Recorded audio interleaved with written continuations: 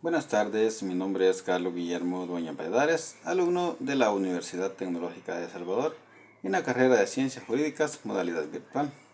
En esta ocasión estaré desarrollando mi parcial verbal para la materia de Derecho Mercantil 1. Iniciaré con lo siguiente: Derecho de consumidores.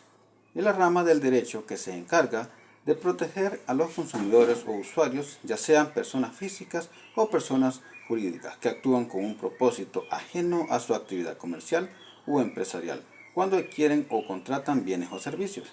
Legalmente se entiende por consumidores o usuarios a las personas físicas, personas jurídicas o entidades sin personalidad que actúan con un propósito ajeno a su actividad comercial, empresarial, oficio o profesión. Por lo tanto, el derecho de consumo se compone por las normas que regulan los derechos y obligaciones en las relaciones jurídicas entre estos consumidores o usuarios y las empresas que ofrecen los bienes o servicios adquiridos.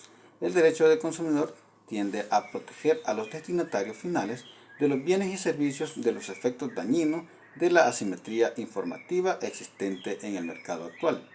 Con base en el artículo 59, corresponderá a la Defensoría, conforme a lo dispuesto en el artículo 57, inciso segundo, de la Ley de Protección al Consumidor, la facultad de presentar propuestas al órgano ejecutivo en el ramo de economía para la formulación de la Política Nacional de Protección al Consumidor y su plan de acción. La Política Nacional de Protección al Consumidor será un mecanismo para brindar una atención integral a las necesidades del consumidor, tomando en cuenta las necesidades de la población, la normativa vigente y la existencia de un mercado abierto y competitivo, entre otros aspectos. La Defensoría, en su función coordinadora, proporcionará que la formulación de la Política Nacional de la Protección al Consumidor se elabore con la participación de distintos sectores relacionados con la protección de los derechos de los consumidores. El objeto de este conjunto normativo es evitar prácticas lesivas por parte de los empresarios que pongan en engaño, costes adicionales o incluso daños personales a los consumidores. Es decir, al comprar un bien o contratar un servicio, se genera un vínculo legal entre el comprador y el vendedor, con lo que este último debe garantizar una serie de derechos e incurrirá en irresponsabilidad si vulnerase los intereses legítimos del consumidor o le causare algún perjuicio.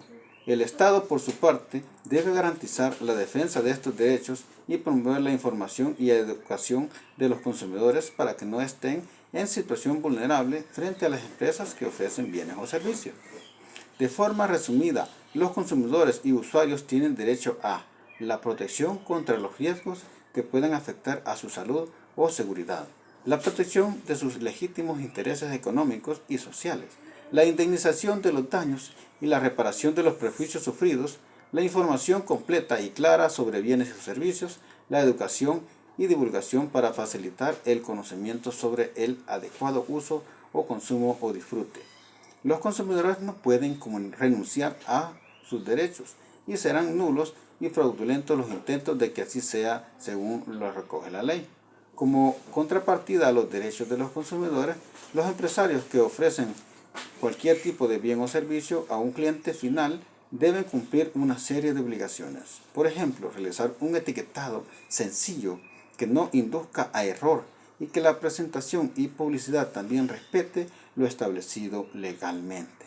La relación del consumidor-vendedor, por ejemplo, se establece en la compra de una prenda de ropa o de un teléfono móvil. El comercio donde se haya adquirido debe poner a disposición del cliente la información necesaria para que tome la mejor decisión de compra en función de sus intereses y garantizar el derecho a cambiar o devolver con el retorno de su dinero gastado en el plazo que como mínimo marca la ley. El recibo de compra es el documento que recoge esos derechos y plazos y el comprobante de la relación en caso de que el consumidor quiera interponer cualquier medida legal si sus derechos se ven dañados.